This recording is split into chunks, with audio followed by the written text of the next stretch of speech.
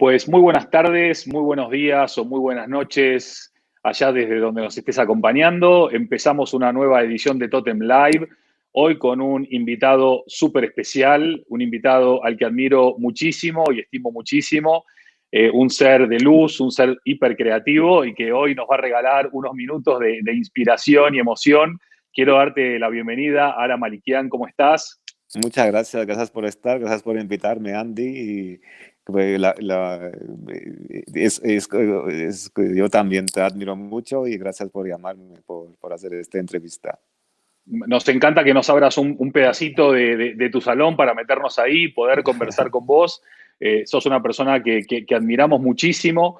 Y bueno, queremos simplemente tener una linda conversación desde tu mundo, que es el mundo de la música. Hay muchos otros mundos colaterales que rodean a la música, pero me gustaría empezar por el contexto en el que estamos.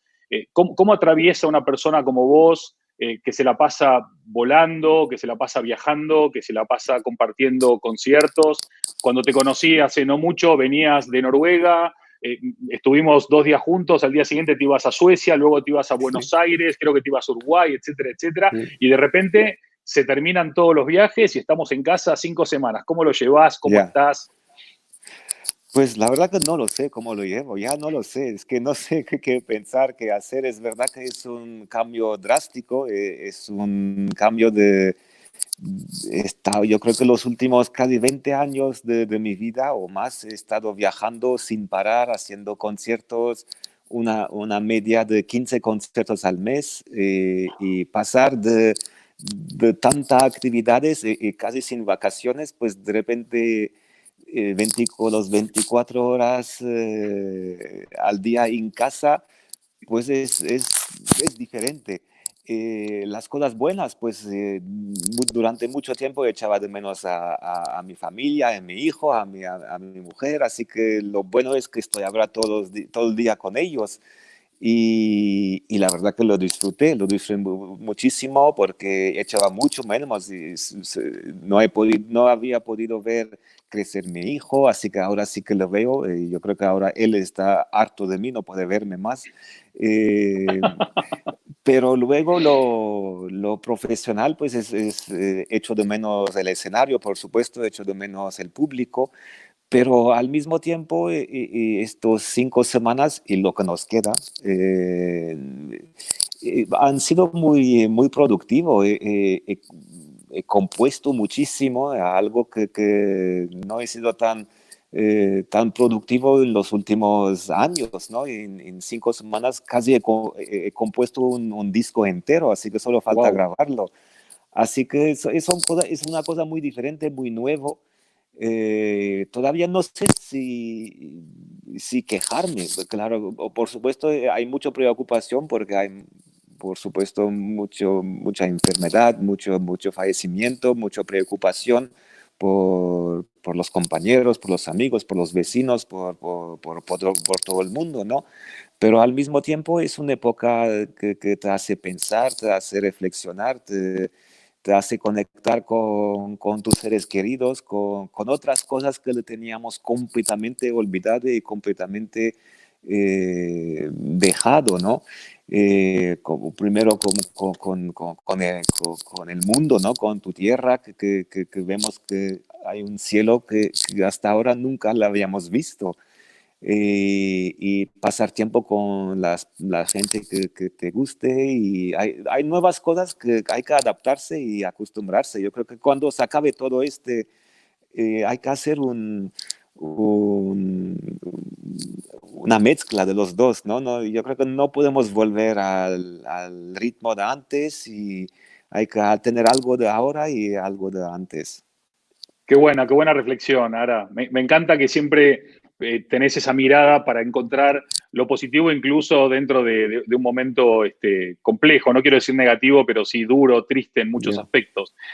claro. Una de las cosas que a mí me inspiró mucho y no sé, me abrió mucho la mirada y la mente fue algunas cosas que compartiste en Instagram sobre tu infancia en Beirut, cuando tú estabas en el refugio antiaéreo en medio de la guerra civil y contabas muchas anécdotas que comparadas con nuestra realidad de hoy, ya, parecen de otra galaxia, ¿no? ¿Nos compartís ya. algo de eso que de repente fueron apareciendo otra vez esas memorias en tu cabeza?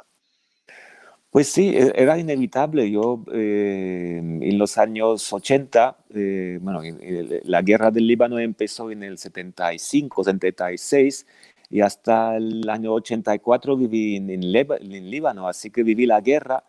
Era una época que le tenía, yo creo que sin querer, le tenía olvidado, le tenía aparcado en un disco duro en mi mente porque no eran cosas que quería recordar. Yo creo que eso pasa mucho a las personas que han vivido cosas que no era muy agradable, pues para poder ver lo siguiente, para ver el presente, el futuro, tenés que pasar página lo de tu pasado, ¿no? Y eran cosas que había olvidado y estar en esta situación confinado, esta situación donde no podemos salir de casa. Obviamente aquella época era por otras razones, ¿no? Porque caían bombas. Pues me acordé muchas anécdotas, algunos duros, algunos muy divertidos, y empecé a soltarlo. Sí, hay muchísimo. Había uno muy duro, que es el primero que le escribí, porque cuando volví al Líbano, 30 años después que la había dejado, en el edificio que teníamos había una farmacia. Este señor era un vecino, al mismo tiempo que era un vecino, al mismo tiempo en la planta baja tenía su farmacia y por la ubicación de su farmacia, cada vez que había un bombardeo, pues lo primero que se destrozaba era su farmacia. Y este señor nunca se rendía. Cada vez que había una tregua, salía del sótano y volvía a reconstruir su farmacia con todo el amor, con todo el cariño. Y al siguiente bombardeo se volvía a destrozar, se volvía a arruinar. Pero que yo, mientras estaba ahí, hasta el año 84, yo creo que se destruyó como más de 12 veces su farmacia. 30 años después, cuando volví, vi que todavía existía la farmacia con el mismo nombre, con el mismo ¡Wow! señor, que me imagino que ya le llevaban sus hijos o él, no lo sé. Pero era muy emocionante ver que nunca se rindió. Y yo creo que es la lección que tenemos que tener ahora. Yo creo que los libaneses que han vivido una guerra que duró 20 años, lo único que nunca la han perdido es el optimismo y la ilusión. Yo creo que han visto su país destrozar miles y miles de veces, pero si pierdes el optimismo, si pierdes la ilusión que vas a volver a tener una vida mejor que lo anterior que has tenido, si pierdes esta ilusión, yo creo que pierdes todo. Es verdad. Y yo creo que es la lección que tenemos que sacar. Es una época muy duro, pero vamos a pasar página y vamos a tener una vida mejor, segurísimo. Sin duda, sin duda. Qué buena lección, qué buen aprendizaje, ¿no? Incluso en momentos tan complicados como vivir en una guerra civil que duró tanto y bajo los bombarderos, quedarse con optimismo e ilusión es un mensaje increíble. Y al mismo tiempo, cuando apenas tenías, creo que 12 o 14 años, surge la posibilidad de irte a estudiar a Alemania, ¿no? Tú eras un tipo que ya tenía ese amor por la música, no sé si vino por el lado familiar. A los 12 años diste tu primer gran concierto y a los 14 o 15 entraste a una escuela de música, creo que en Hannover, que fuiste el más joven en su historia en ingresar. ¿Cómo fue ese cambio de Líbano a Alemania, de estar prácticamente tocando muy poquito a estar en un gran conservatorio? ¿Qué pasa en la cabeza de un niño en ese momento? Bueno, es verdad que la música le tengo de mi padre, porque mi padre era un fanático de la música, del violín, así que había decidido que yo tenía que tocar el violín incluso antes que me hiciera. Entonces, así que cuando nací me puso un violín ahí en la barbilla y no había manera de quitarlo, ¿no? Qué bueno. Ni la guerra del Líbano le quitó, vamos. Así Wow. que y pues sí, yo toqué, pues, también era alguien muy severo, muy estricto, me hacía practicar muchas horas. Y otro ejemplo con el Líbano pues, es raro, pues entre bombardeos y bombardeos, pues se organizaban Wow. conciertos y yo a los 12 años tenía la oportunidad de hacer un concierto yo solito, con mi tía, tocando, acompañándome al piano. Y eso fue para mí muy emocionante porque me di cuenta que me encanta estar en el escenario, ¿no? Aunque no sabía lo que era, pero a los 12 años me enamoré de este oficio y a partir de ahí nunca lo dejé. Luego sí, luego pues cuando el Líbano estaba metido en una guerra, teníamos que buscar un pretexto para salir del país como sea. Así que hice solicitudes para conservatorios por todo el mundo y me aceptaron en Alemania. No era el lugar donde más quería ir porque ni conocía Alemania, ni conocía en alemán, ni conocía a nadie en Hannover, ni conocía la existencia de Hannover aquella época. Así que aterrizó en Hannover, en el norte de Alemania, y yo solo, sin mis padres, sin conocer a nadie. Y la verdad que fue muy Sí, ¿no? duro porque no sabía nada, no sabía nada de la vida, no sabía nada de cómo portarme, no sabía nada de cómo se hacen las cosas. Era una vida salvaje, pero es verdad que tuve mucha suerte porque a esta edad, cuando tienes 15 años, pues es muy fácil de influenciarte, ¿no? Por otras personas, por otros caminos, ¿no? Que no deberías ir. Y siempre gracias a la música, pues me he quedado bastante centrado. Sabía que lo que quería hacer es ser músico, ser violinista y todo lo demás, pues era como alguna tentación, pero lo más importante siempre era el violín. Y sí, llegué a los 15 años, eso tú dijiste, era el alumno más joven, pero eso no era un mérito, porque ya estaba en Alemania, no podían echarme, así que tenían otro remedio que aceptarme en el conservatorio. ¿No? Qué grande, Ara. Oye, Ara, en ningún momento de tu vida musical dijiste, bueno, el violín ya está, ahora quiero, no sé, piano, cello, arpa, flauta, trombón, o tu relación con el violín es tan entrañable que no hay manera Sí, la verdad que de separarlos al uno del sí, aunque otro. yo nunca decidí de tocar el violín porque le decía a mi padre, es verdad que luego me enamoré de este instrumento y si volvería a nacer, volvería a escoger el violín porque estoy enamorado de este instrumento, del repertorio, de las posibilidades que tiene el violín y volvería a tocar. Y una vez en mi vida hubo una reflexión, fue este verano justamente porque tuve un accidente, me caí de las escaleras de un avión y me rompí los tendones del brazo derecho. Y al Uf, caer me di cuenta que no se me levantaba el brazo. Había que operar y estar muy paciente porque no se movía mi brazo. Ahí sí que pensé qué haría si no podría volver a tocar el violín. Pensé por mucho de estado, mucho reflexionar, si no puedo subir al escenario, ¿qué hago? Y la verdad que fue también muy enriquecedor este momento porque he pensado muchas cosas, he reflexionado, pensé que yo soy un artista y que quiero seguir siendo artista aunque toque el violín o no. qué Era bueno. lo que he traducido, ¿no? El resultado de mi accidente. Luego ya se me curó, ya podía tocar otra vez, así que no pasó nada, pero estos 3, 4 meses tuve que pensar qué haría de mi vida si no tocaría el violín. Wow. Vos también tenés, déjame saltar un momento de Hannover al presente, ahora vuelvo a Hannover y a Londres.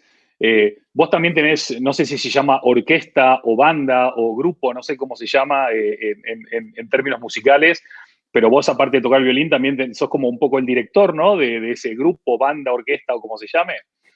Ya, es una cosa que yo tampoco sé. Mira, Qué grande. eh, no sé, eso lo hablamos mucho con Nata. Es que cada uno tiene, pues, la cosa que la hace bien y mal. Y yo tengo un defecto que no es que aunque sí soy la cabeza de mi grupo porque somos una banda y el grupo se llama a mi nombre, ¿no? Pero yo no ejerzo de jefe en este grupo, Ok. algo que no sé hacerlo, no sé ser el jefe. Yo creo que puedo ser el inspirador del grupo, ¿no? O el que lleva, pero ser el jefe no puede ser. De hecho, yo cuando llegué yo también voy a saltar, pero no, yo estoy hablando mucho porque No, no, no, tira, tira, espectacular. Buenísimo, yo, me encanta yo, escucharte. yo cuando llegué a España, pues entré a una orquesta, la Orquesta Sinfónica de Madrid, y el puesto que tenía era concertino. El concertino se supone que es el jefe de los músicos después del Del director, ¿no? director, claro. Sí, Y sí, entonces tú tienes todas las responsabilidades, tenés que ejercer de jefe. Entonces claro. el papel del concertino es constantemente tener que levantarse durante los ensayos, decir, esto hay que hacerlo así, es que no hay que hacerlo así, esto así, eso otro. Y a mí no me salía, era imposible. Y todos mis compañeros me decían, no, no, tú tienes el poder de levantarte y decir, eso tiene que ser así, ahora otro. Y yo no podía. Me criticaban algunos, no, tenés que imponerte. Y yo pensé, pero ¿para qué me voy a imponer cuando no me sale natural? Es que no me sale. ¿Qué voy a hacer? Si lo hago, parezco un payaso, porque es que hay cosas que puedes y no puedes hacerlo. Así que me resigné y no lo hacía. Y, y, y no sé qué pasó, que todo salía bien también, aunque no lo hagas o lo haces, ¿no? Es que no es cuestión de ser dictador o de ser mandón. Mi padre era, por ejemplo, muy mandón, mi padre era muy jefe, era un ser con mucho carisma que cuando decía algo no se le puede decir que no, pero yo no tengo a mí se me puede convencer cualquier cosa. Yo creo que mientras que los jefes dan órdenes, los líderes dan ejemplo. Y seguramente Ya, tú inspirás a partir de tu grandísimo ejemplo y tu grandísimo arte y talento. Y además es re loco porque cuando uno piensa en la música clásica, ¿no? O piensa en una orquesta, en el teatro real, siempre se imagina gente con el pelito corto, muy arregladita, ¿no? Muy acartonada, si se quiere, y tú rompes de alguna manera, cosa que admiro, no lo digo como una crítica, sino todo lo contrario, rompes los cánones de lo que tiene que ser serio, ¿no? ya, Porque serio no tiene que ser ya, aburrido, serio puede ser muchas otras claro, cosas, ¿no es claro, cierto? claro. ¿Te costó ser honesto contigo mismo y romper moldes en un mundo tan Sí, cuadriculado o acartonado? me costó mucho porque eh, eso suena a fracaso, pero yo quería ser muy clásico. Pensaba que debería ser clásico porque era el sueño de mi padre. Entonces, como quería ser clásico, y yo me disfracé de clásico, me disfrazaba de clásico, me daba aires de estirado, me daba aires de arrogante, me daba aires de algo que no lo era, me ponía un traje que no era yo. Y todo el mundo veía que algo no está bien en este chico y que está haciendo algo que no lo es. Y yo era el primero que me daba cuenta. Hasta que un día dije, basta ya, es que ¿por qué me esfuerzo para vivir en un mundo que no es el mío y para hacer algo que no quiero ser? Y eso fue el punto importante de mi vida, la verdad, de mi carrera. Reencontrar con mi personalidad y saber lo que tengo que hacer y lo que no tengo que hacer. Increíble. Vos sabés, Sara, que antes de esta conversación nosotros hemos compartido con muchos amigos y conocidos que teníamos esta conversación contigo, y la mayoría nos respondió, y casi todos dijeron como dos o tres cosas en común. Casi todos dijeron que alguna vez te habían visto en vivo, Ah, ¿no? sí, Como qué mal. que sí, sí, pero, Qué pero, mal. pero casi todos, y casi todos aparte diciendo en qué lugar o en qué ciudad o en qué Ah, sitio, sí, qué casi sí. maravilla. Lo segundo, todo el mundo hablando increíble de vos. Y lo tercero, diciendo, quiero conocerlo más, quiero escuchar más. Es como que has generado un impacto tan poderoso y positivo en la gente que la gente, aparte de tu enorme talento, tu música, tu grupo, también querían conocer quizás un poco más de esa parte humana. y los comentarios que están llegando mientras vos hablás son extraordinarios. Qué maravilla.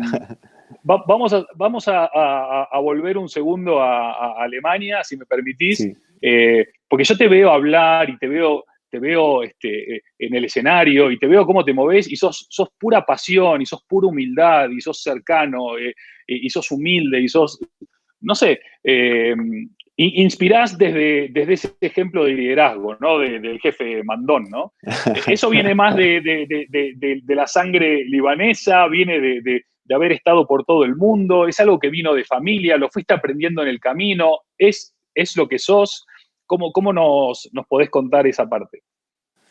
Bueno, no lo sé, yo creo que es es en tu carácter, o no lo sé, también es un poco y quizás he tenido que hacerlo para sobrevivir. Es verdad que yo cuando llegué a Alemania, como antes te decía, es que no sabía nada, no sabía cómo sobrevivir y me tenía que sobrevivir como sea, así que sobrevivir como sea era pues meterme en todos los mundos, empezar a pues caer bien a los clásicos, empezar a también a tocar en bodas empezar a tocar en clubs y donde vayas y vas siempre me decían, bueno, me acuerdo muy bien, es una historia larga que le voy a cortar, por casualidad, yo no soy judío, pero de repente estaba en un concierto y a una señora que me vino a hablar y me dijo, estamos buscando un violonista para amenizar la boda de nuestra hija.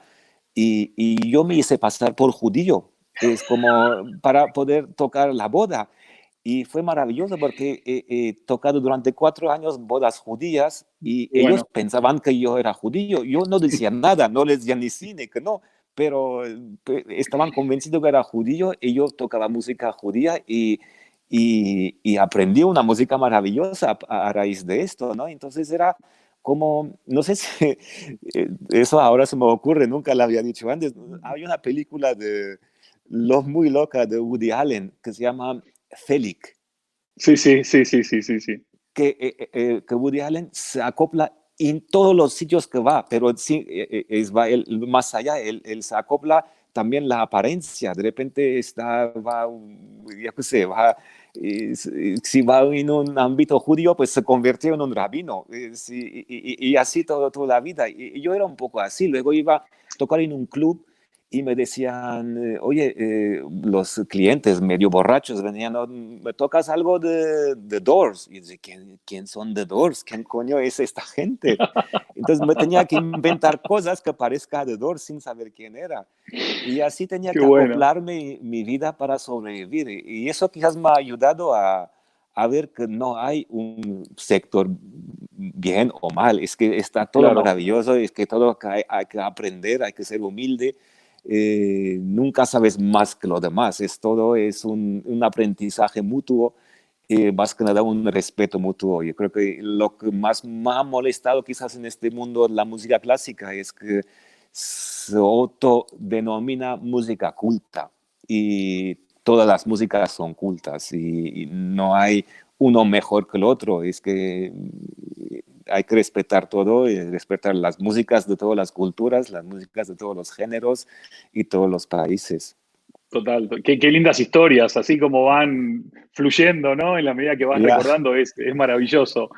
Oye, ahora, desde aquella época en Alemania y luego en Londres al día de hoy, los mismos clásicos que te apasionaban entonces te siguen apasionando ahora, fuiste descubriendo otros clásicos, fuiste transformando ese amor por los clásicos, seguís enamorado de Bach y de tantos otros. sí, por supuesto. Es que es lo que a veces dudan, ¿no? Que porque ya no estoy en el mundo de la música clásica, que ya no me gusta Bach o Mozart o Beethoven. Yo venero todos estos compositores, por supuesto, pero también admiro otras cosas. También me gusta el flamenco, me gusta el jazz, me gusta la música zíngara, me gusta la música hindú, me gusta cosas que descubro, que no sé qué es. Y yo creo que es lo que he aprendido en mi camino, ¿no? En los viajes y en los encuentros con diferentes músicos, ¿no? Que todo es inspirador, es que te llegue o no te llegue. Y si no te llegue, no quiere decir que es malo. De acuerdo. No, no, de acuerdo, de acuerdo. Hablabas mucho, o por lo menos en tu biografía se lee que has aprendido música con muchísimos grandes, vamos a llamar, maestros, ¿no? Del violín o de la música en general. Eh, ¿hay alguno en particular que te haya dejado esa gran lección de vida, no solo de música, que te acuerdes hoy de él o de ella, luego de haber pasado Sí. por tantos grandísimos referentes musicales? Sí, mira, Andy, antes de responderte, es que voy, espera, voy a empezar a hablar por el micrófono porque tengo que cargar el móvil que está, Ok, no eh, pasa nada, no pasa nada. es- ah, Suele pasar que a uno a veces ¿me le sigues va quedando oyendo? sin batería. Sí, sí, te escucho, sí, sí. Vale. Pues no, mira, yo es verdad que he tenido muchos profesores y algunos mejor que otro, algunos peor que otro también. Y, y los profesores de las academias de la música clásica son maravillosos porque te enseñan lo que me han enseñado es la disciplina, es el rigor. Es darse cuenta que sin trabajo pues no consigues a tener un nivel, no consigues a poder tocar como quieras. Pero en los conservatorios es tal como está el nombre, un conservatorio se conserva como una lata, no, no te dejan volar, no te dejan tu propia personalidad, no te dejan equivocarte, ¿no? Que Claro, quieren desde el principio, desde que eres joven, te quieren llevar en su camino. Llevar en su camino está bien, porque ya vas un camino que sabes que está construido, sabes que hay poco espacio para fallar, pero yo creo que cuando eres joven, lo mejor que puedes hacer es equivocarte, ¿no? Artísticamente en tu profesión. Y yo creo que equivocarte es sinónimo de aprender. Y yo, al mismo tiempo, yo,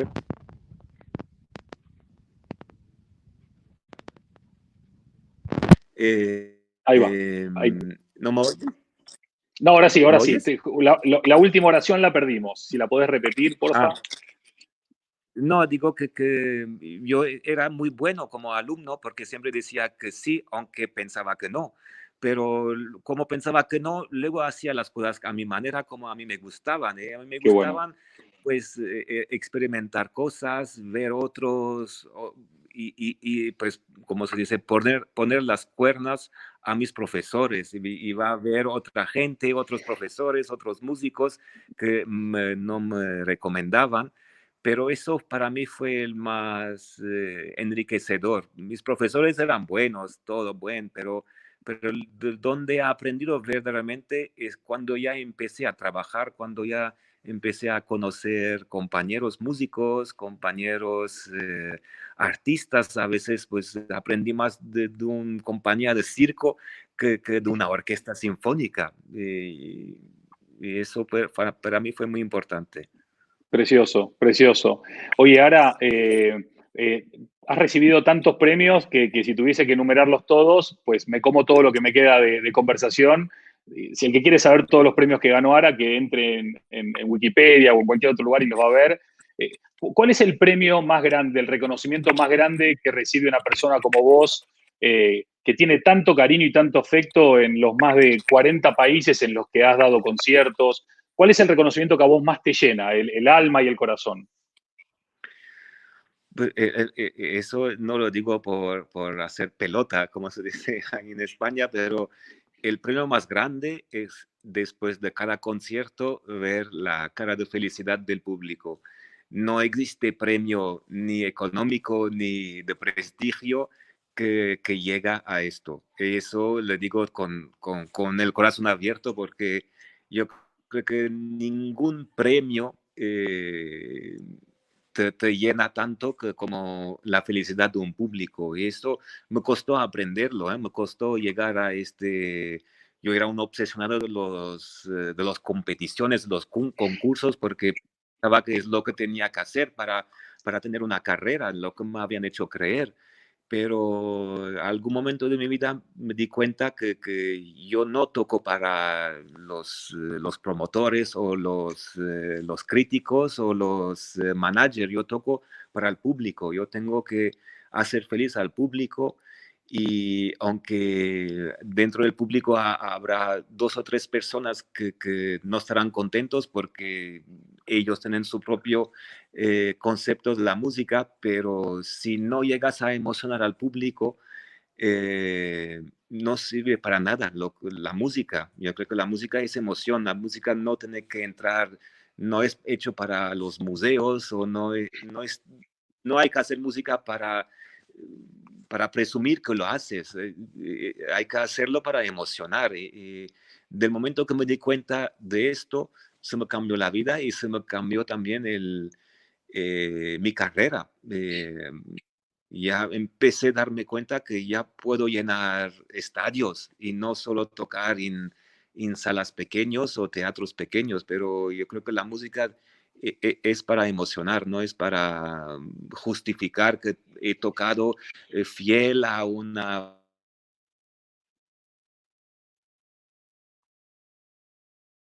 compositor. Los compositores eran genios, pero ellos también la han compuesto para emocionar. Claro que De sí. hecho, una frase que siempre me encanta es de Beethoven diciendo, fallar una nota.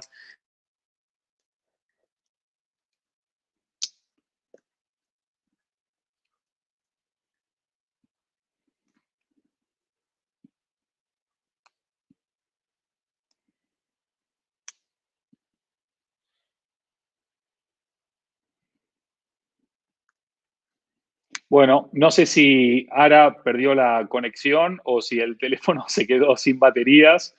Nos quedamos pendientes de esa frase de Beethoven. Me quedaban muchísimas preguntas por hacerle, pero sobre todo vamos a ver si podemos restablecer la conexión y mientras vemos si podemos restablecerla, me quedo con una frase, ahí volviste, ahí volviste. Pensé que te Ya, habíamos ya te perdido perdí. de nosotros, has ido ahí a tomar unas copas a la cocina.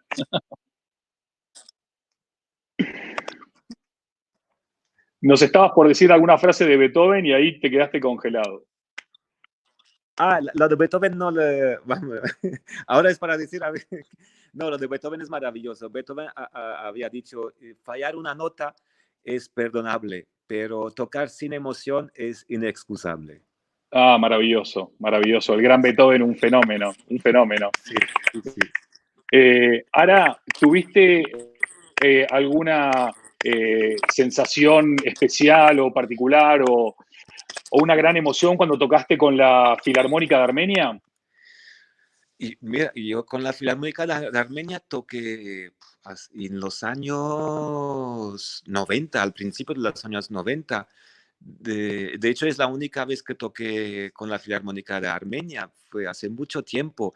En una época muy difícil en Armenia porque justo había caído El el muro. muro y justo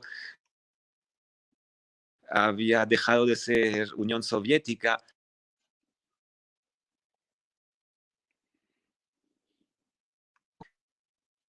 Que eh, em, mm, que llevó la música al pueblo y se hacían conciertos. Y sí, fue muy emocionante. Sí, sí. Buenísimo, buenísimo. Bueno, y estamos hoy, tenemos a un largometraje documental que se llama Vivir entre las cuerdas. ¿Cómo se llama Una vida entre las cuerdas? Y que de repente Sí, se una vida entre las transforma cuerdas, sí. en un hit que todo el mundo lo premia, lo reconoce. ¿Qué es este documental? Contanos qué transmite, por qué tenemos que verlo, por qué queremos verlo. Pues no sé, pues la ha hecho Nata Moreno, mi pareja, hace 5 años, bueno, hace 6 años falleció mi padre y cuando falleció mi padre, mi hermana nos mandó a Madrid todas las cosas que había guardado mi padre que era alguien muy riguroso, guardaba todas las cosas de toda su vida y la vida de los demás muy organizado, muy meticulosamente, todo en dosieres, todo ahí guardado. Y mi hermana me mandó aquí en Madrid como casi 30 cajas de cosas que había guardado en mi padre.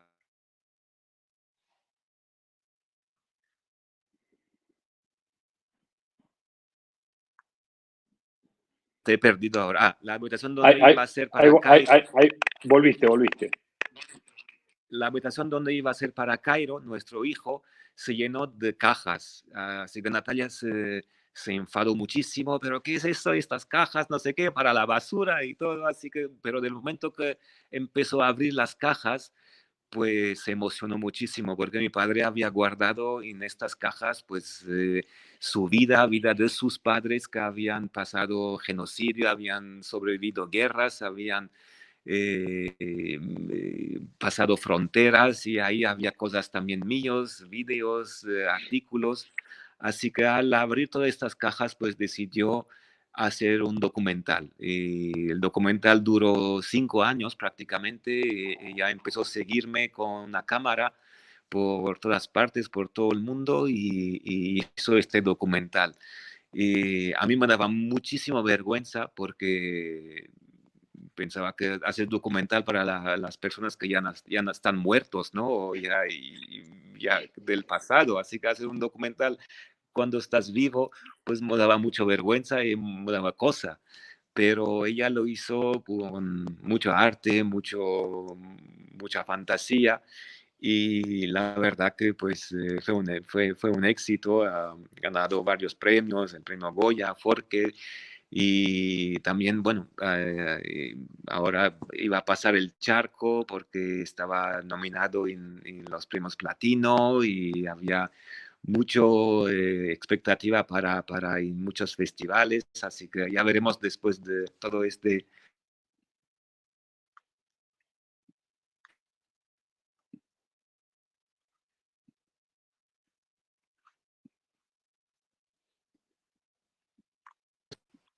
Ya te he perdido otra vez, ¿eh? Ahí tenemos algún problema de conexión que está complotando contra Sí, sí, nuestros últimos porque minutos de conversación. donde estoy yo hay una lluvia electricitante, vamos, no sé Sí, sí, si. qué bueno, acá también, se está cayendo el cielo. Eh, Todavía el documental no se puede ver, pero nos adelantó Nata hace un par de días que es posible que en breve, en alguna de las grandes plataformas, eventualmente haya una linda novedad y que en breve podamos verlo. Estamos Sí, como locos, con unas ganas locas de muchas verlo. gracias, muchas Este, gracias. Ahora no te quiero robar más tiempo, No, antes fantástico. que se nos caiga el cielo sobre nuestras cabezas. Me gustaría pedirte un mensaje final sobre la música, la música, con esa sonrisa y ese optimismo tan característico tuyo que nos da muchas pilas y mucha energía positiva para seguir avanzando. Pues acabar ahí con una cosa es muy difícil, pero yo creo que tal época que estamos viviendo, yo creo que lo más importante es el optimismo. Yo creo que ahora, yo creo que todo es relativo. Lo más importante es la salud, que todos salimos de nuestro encierro con buena salud y a partir de ahí, pues, volver a disfrutar la vida y quizás cambiar de chip, ¿no? Quizás cambiar y darse cuenta de las cosas importantes que estábamos perdiendo antes que venga el virus. Totalmente, qué grande. Me anoté algunas cositas. Decías que incluso en medio de la guerra había conciertos, que incluso en medio de la guerra siempre había una cara positiva.